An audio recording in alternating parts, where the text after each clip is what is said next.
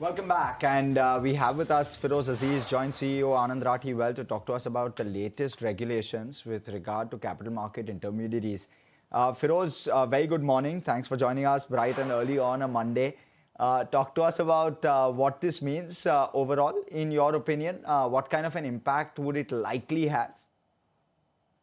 Good morning, Harsh. Very good morning. In my judgment, what do I see this as another step in the direction of looking at a lesser trading platform as an Indian capital market and promoting more long-term investing as against short-term investing. Of course, the leverage or the MTF book, for example, which is a reasonable barometer of how much leverage is there in the market, is not astronomically high. It's 1,14,000 crores, if I'm not wrong, as of Thursday or Friday.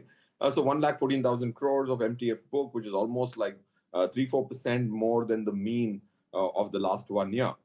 So I don't know where the worry comes from, point one. But yeah, I think the whole narrative that India promotes investing as against trading or speculation, unlike the US, seems to be playing out. If you look at the US margin funding book, the last I saw, December end was $1.117 trillion, which is more than a crores in Indian rupees, which is 100 times more than the Indian market, in spite of having levered ETFs, so many innovative products, using vehicles of equity to prop up crypto, holding companies of equity which are only holding. So US promotes speculative behavior from 1929, and India fears risk. So that's the sum and substance of the macro picture of the current regulatory change. Feroz, help us analyze what does it do for brokers at their end, the impact on the proprietary trading liquidity, operational ROE, capital blockage. Assess the impact for us.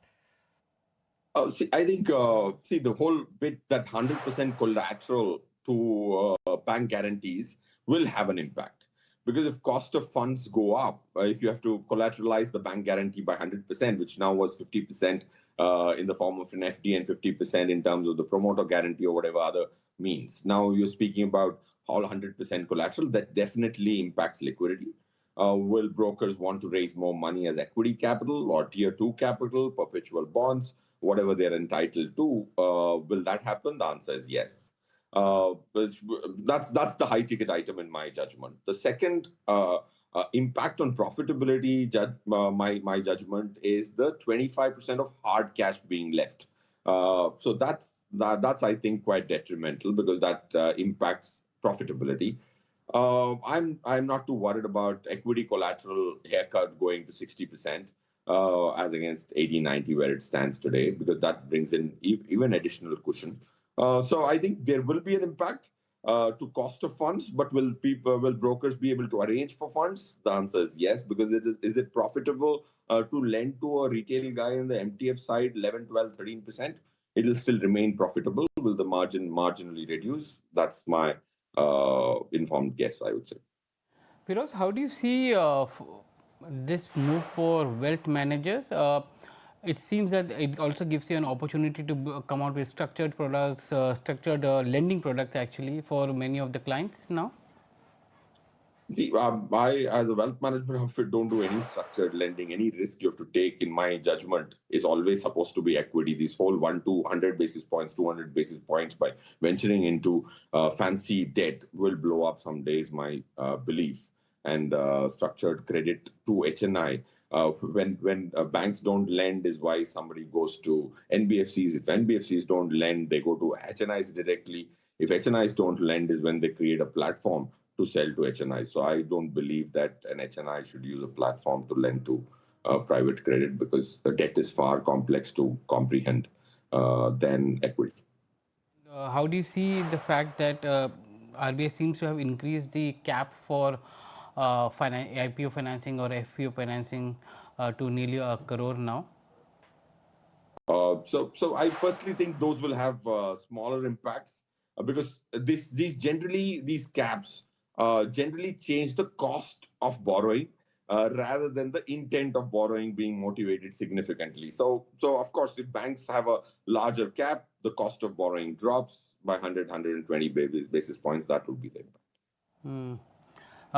From a proprietary book point of view, the restrictions, as you said, it will require more capital there. Do you think that you will see more, many of them may now tap the capital markets to raise funds? And how do you see this entire thing panning out going into April 1st when this entire regulations comes into effect? Are you going to see some kind of unwinding of some of the positions? See, I think prop positions in the cash market. I don't know how many brokers run that. Derivative algo positions, props run, but I think Indian brokers don't do too much of that. Is my belief after having spoken to some senior CXO levels in different large brokings. So, point I'm trying to get to is prop trading, lesser the better for a country, because it chops the tail. It chops the tails, creates systemic risks to a broker. So I see that move as very good for the volatility reduction of the equity markets. Whenever you reduce leverage, okay, there is a short-term pain, but the kind of volatility decrease, if you look at the standard deviation of India, throws up for the last 3 years in calendar year basis, lesser volatility than S&P 500. In spite of having 500 stocks, S&P throws up significantly, almost 700 bips more standard deviation. If you put it on an Excel sheet, of course, perception says equity India is more riskier than the US, but Excel sheet will tell you just the opposite. The realized volatility in 2025, which was supposedly a very risky year, is 12.8% standard deviation for Nifty on a closed basis. So what I'm trying to get to is prop trading being kept under check is always good. Reduces the tails of any FOMO-driven rally or a fear-driven correction. It controls the tail, reduces systemic volatility in the largest index, and I'm so happy that the realized volatilities are at 13, and they have just been gradually going down. If someone were to arrange in the descending order of volatility calendar year-wise, you would see that it's also chronological with respect to time. That means the trend is very clear, and that's what this one systemic move of prop trading being curtailed indirectly could result in a further drop in the standard deviation of Nifty on a closing basis. Feroze, such a pleasure speaking with you today. Thanks for joining in this morning with that quick take on what the implications could be.